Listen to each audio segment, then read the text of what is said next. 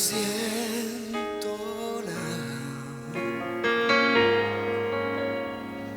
pero presiento que a chorros se escapa la magia de mi alma gastada. Ella en la calle tirada,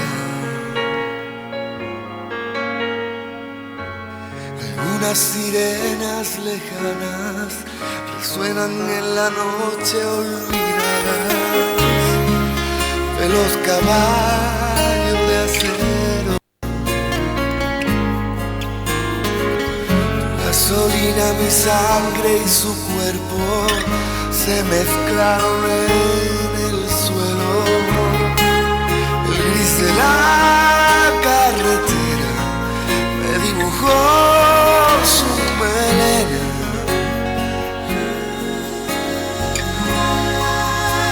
Y la luz se le apagó.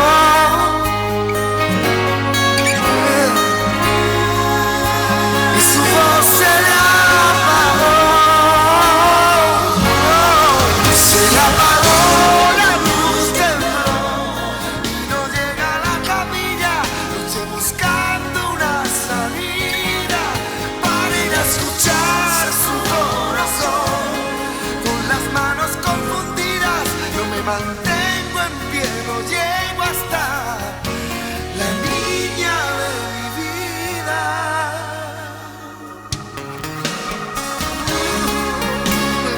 Bueno, y es que este 2 de mayo se presenta Duelo, una noche, una vida, y lo abrimos con, justamente a pedido también de Gonzalo García, que nos visita en el estudio. Ahora sí, buen día. Muchas gracias por venirte por acá. Buen día a todos los que están del otro lado. Muchas gracias por la invitación y sí pido eso porque tiene mucho que ver con la obra. ¿Tiene que ver con la obra? Hay algo que está haciendo como un...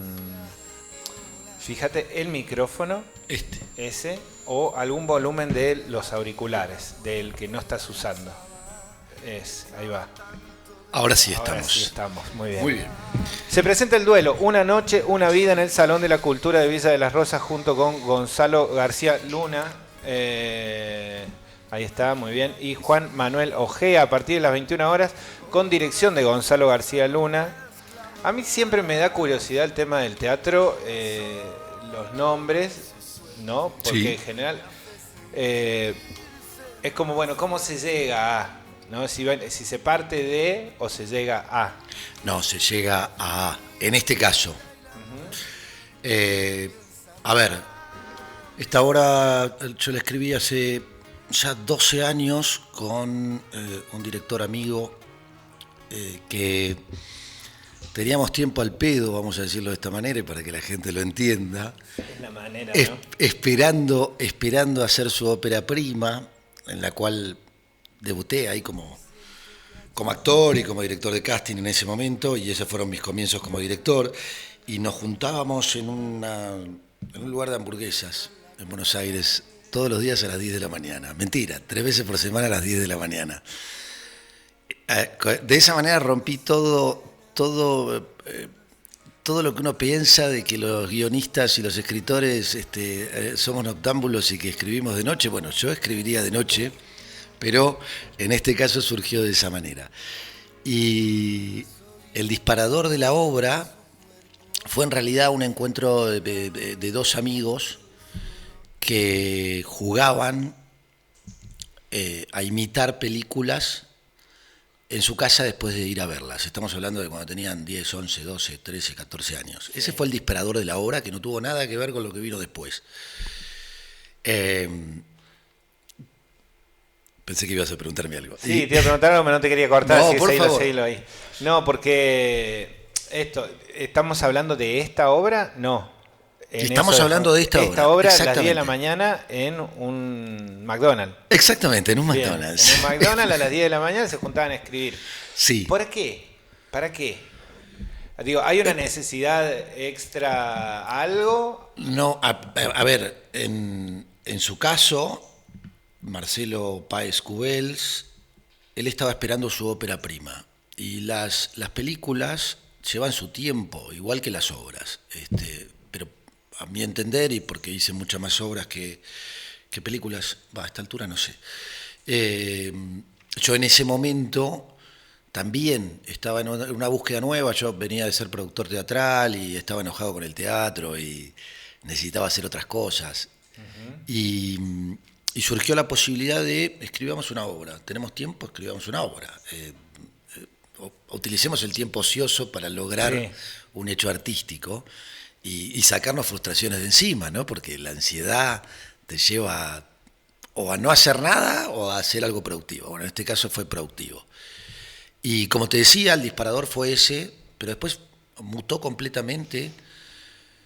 Estos dos personajes, tanto Nacho como Andy, son dos amigos desde cuando eran muy chiquititos que tenían un gran gusto por las películas y que por eso desarrollaron las ganas de ser actores. Y por algún motivo, en algún momento de la vida, se dejaron de ver. Y a Nacho, hace 15 días, pongamos en referencia que el día de la obra, 15 días antes, se le muere la mujer en un accidente de tránsito. Y el amigo lo busca por las redes sociales y lo invita a la casa a cenar. Y en este transitar vamos a entender lo lindo que tiene la amistad muchas veces, que es esto de reencontrarte 20 años después. Muchas veces ni sabes por qué te dejaste de ver y es automático el encuentro, esta cosa de no pasó el tiempo. Y por otro lado, entender lo doloroso de los duelos, para personas cercanas y no cercanas, porque Andy la conocía mucho a la mujer que se murió. Y entonces ahí vamos a ir transitando y vamos a ir desmenuzando y vamos a ir jugando. Es una comedia, una tragicomedia, en la cual la pasamos mal y la pasamos bien arriba del escenario. Nos divertimos mucho también. Hay algo de, bueno, hay teatro en Las Rosas, que eso ya es en sí mismo una noticia, que está buenísima. Hermoso. Que esté. Hay teatro en Las Rosas en mayo. Digo, también es una noticia que esté, viste, que no es, vamos a ver la temporada, sino me parece a mí que es una búsqueda más de hablar a los propios. Es ¿no? Eso, es exactamente eso. Yo llegué al Valle hace 5 años y costó acomodarme como cualquier persona que llega a un lugar nuevo. Los últimos 2 años estoy en Villa de las Rosas, mi hijo va al colegio en Villa de las Rosas desde que llegamos y me siento parte de Villa de las Rosas. Se van a encontrar con un teatro dentro del Salón de Cultura. Claro. Porque no puedo con mi genio, no necesito que la gente que se sienta se transporte a un teatro, no a un salón. ¿Técnicamente eso lo pudiste resolver en el salón? Sí. ¿Con un escenario? Sí. Sí. Escenario, luces, sonido, todo lo que tiene que tener para que alguien que se siente en una butaca se encuentre como si se encuentra en un teatro under de Buenos Aires o un teatro under de Córdoba capital. Estupendo. Para mí eso es la pasión, no lo puedo ver de otra manera, no puedo laburar a media máquina.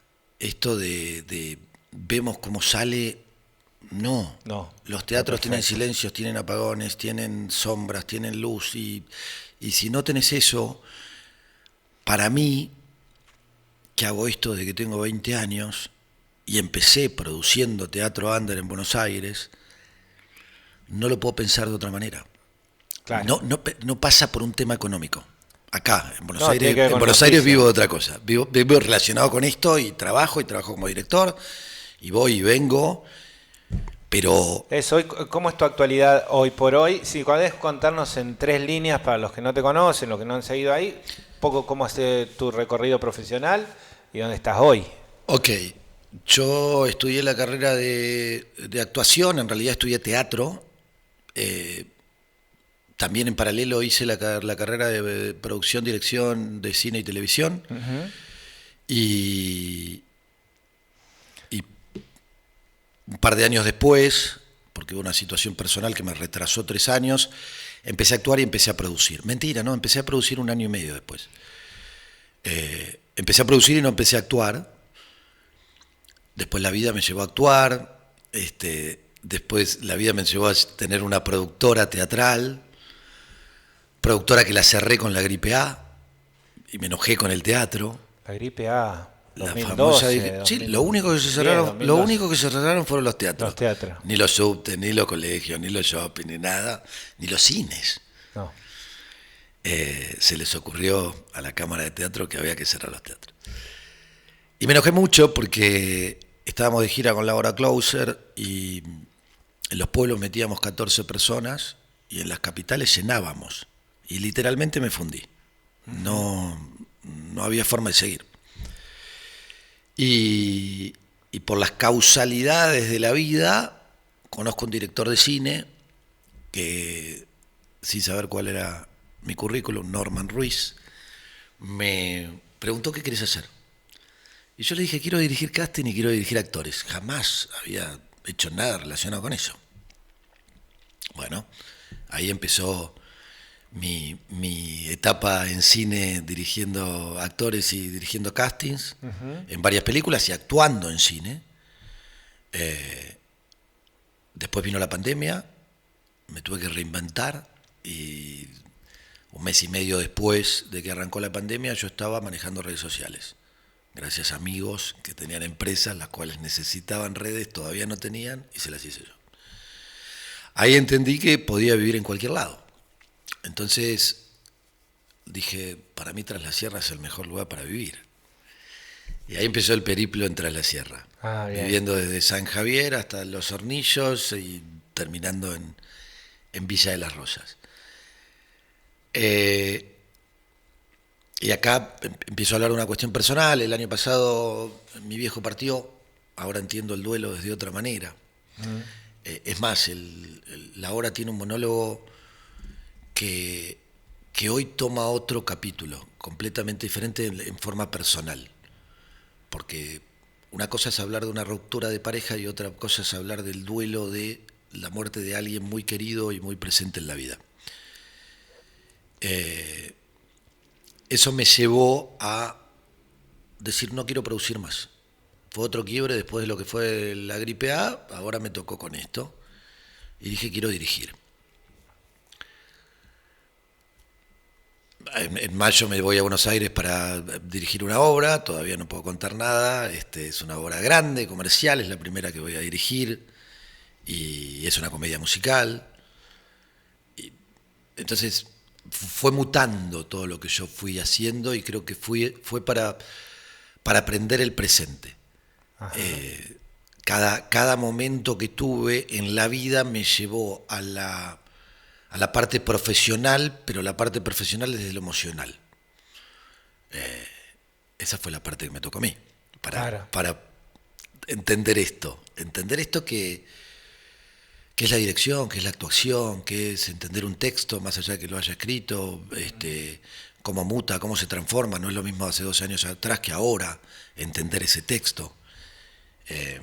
No, y hay que ver a la audiencia también, bueno, yo siempre audiencia, pero digo, hay que ver al otro en qué momento lo agarra también, ¿no? Totalmente. ¿Qué construye con eso?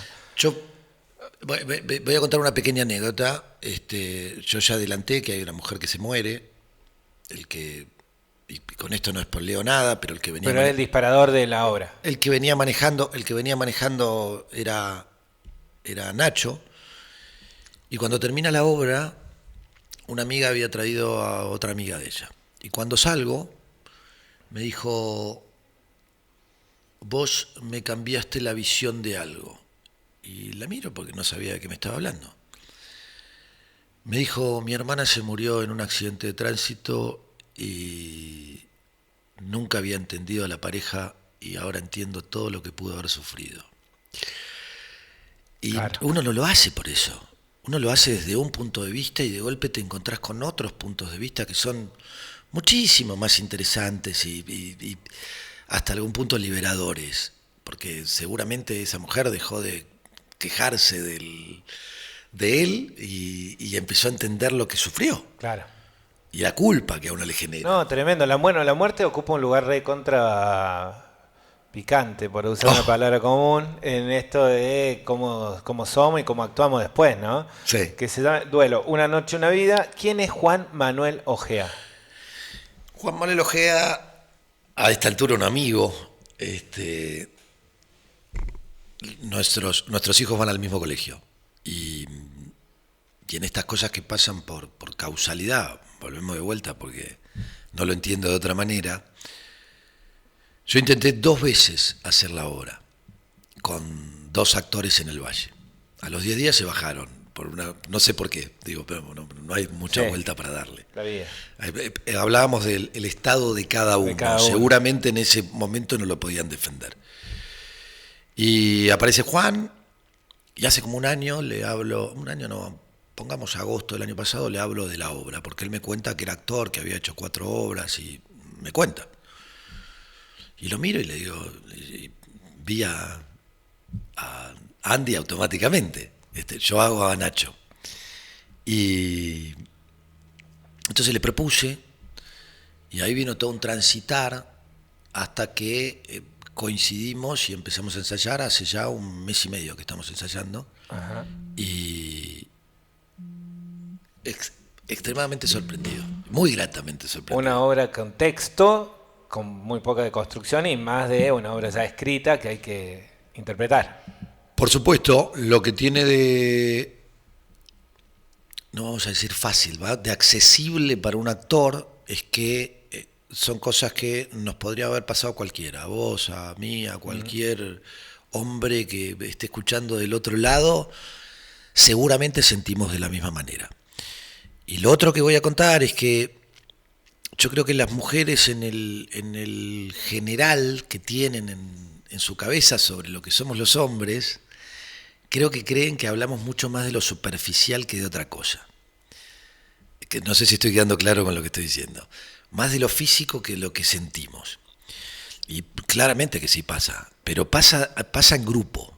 Digo, se los cuento a las mujeres que están del otro lado. Pasa cuando estamos en grupo. Cuando nos juntamos con algún amigo que nos conocemos mucho y que nos queremos mucho y que sabemos el interior de esa persona, cuando están sufriendo este tipo de cosas, eso pasa a un segundo plano. Y pasa a ser un chiste. No pasa a ser una cuestión de peso. No sé si estoy siendo claro con lo que estoy diciendo. De eso habla la obra. Me encanta que las mujeres nos vean así, nos vean vulnerables y que entiendan de que nosotros somos eso también. Somos dispersos, no le damos bola, a veces nos equivocamos muchas veces, pero somos eso. Y aunque no se los decimos, cuando estamos enamorados, también es un problema para nosotros. Che, bueno, Duelo, una noche, una vida, Salón de la Cultura, entradas anticipadas en el 49 39 85 21. 11 49. 11 49 39, tenés razón, 11 49 39 85 21, 49 39 85 21, a las 9 de la noche. La puntualidad es fundamental. Sí, pedimos puntualidad más allá de nosotros por el resto de la gente. Claro, para también los que son puntuales no se tengan que... Exactamente. Perdón, te saco un poquito. ¿Tenemos ganas de sortear 2 entradas? Sí, claro que sí. Vamos, te iba a con decir eso. Te iba a meter el mangazo al final para que lo sorteáramos después por redes. No, por favor. Hay un par de entradas. Completamente, y a vos te espero. Sí, yo me comprometo, digo que sí, después ya empezaron las retraso, excusas. Pero porque, estaría re bueno ir, sí, podríamos ir sí. Porque quiero que después me invites, quiero que y hablemos de la obra. Yo soy me tiendo a quedar en casa. A sensibilizarme. No, con respecto al teatro y el vínculo con la muerte y qué sé yo, es un tema en donde es fuerte, por eso te decía esto de nos cruza todo en algún lado. Y nada, eso, puntualmente. Me da un poco de miedo. Les aviso, no tengan miedo. Todos tenemos un muerto en el placar. Totalmente, pero la obra tiene mucho humor. Ah, está muy bien. Entonces, Equilibra. También es que 45 minutos, una hora. ¿Cuánto dura una obra de teatro? Esta dura 50 y pico de minutos. Bien. Extremadamente dinámica, te vas a sentar y de golpe vas a decir, ¿qué pasó? Terminó, pero pasaron 10 minutos. No pasaron 10 minutos. Disfrútenlo. Si no me aburro. Digo, porque yo hago cosas que a mí me gustaría como espectador, no puedo hacer. Bueno, otras. eso te iba a preguntar también como para cerrar. Bueno, después vamos a sortear entradas ahora en las redes también. Dale. Y para el que quiera nos escribe al 320855 y van a tener prioridad los que estén escuchando en este momento para ir a escuchar el duelo. Por favor. Me dijiste cuando arrancaste la nota, me gustaría que arranquemos con Se le apagó la luz de Alejandro Sanz. Yo hace 30 años que no escuchaba este tema y de verdad cuando lo googleé, cuando lo busqué en YouTube, que es para buscar, también se me dieron los 30 años para atrás. ¿Por qué se le apagó? ¿Por qué Sanz? ¿Por qué esta canción? ¿Dónde te cruza? ¿En qué lugar? Hay algo medio del mainstream que vos tenés, me parece a mí, que es como esta cosa de saberlo, de lo que habla, de lo que estamos hablando todos, medio como en el sentido común, en el status quo común, que es medio alternativo a lo alternativo que proponemos en Tras la Sierra, o que se propone en general en Tras la Sierra, que como como un estilo en donde no está Alejandro Sanz, como para que te entienda, ¿viste? Está, no sé, total. Algún músico perdido de la trova cubana que no entró en la trova cubana, ¿viste? Como esa es la historia. Y de repente me sorprendió y dije, mirá qué bueno que estemos hablando de estas cosas y que estemos hablando de estas cosas en la radio. A mí me gusta un montón también porque siento que estamos hablando entre nosotros desde un lugar menos púlpito, desde un lugar menos sofisticado. A ver, para mí el artista que se para desde un lugar sofisticado, mirándote de arriba y diciéndote, soy esto, y la verdad es que somos todos seres humanos. Eso por un lado. Por otro lado, el tema de Sanz surgió mucho después. Yo hice 2 temporadas y cuando iba a ser la tercera, escuché este tema de vuelta, porque tengo una hermana que es recontra fan de Sanz desde el principio, entonces si no salía en las radios lo escuchaba igual. Y encaja perfecto con el estado que tiene Andy. Que tiene Nacho. Con esto no spoileo nada, obviamente, que si estoy contando que se te murió la mujer y escuchás este tema, claramente que encaja perfectamente. Claro. Que encaja perfectamente. Y con relación a lo que decía sobre el estilo en Tras la Sierra, yo no creo que haya un solo estilo. Lo que pasa es que hay un estilo que está muy por encima o muy popularizado por encima del resto.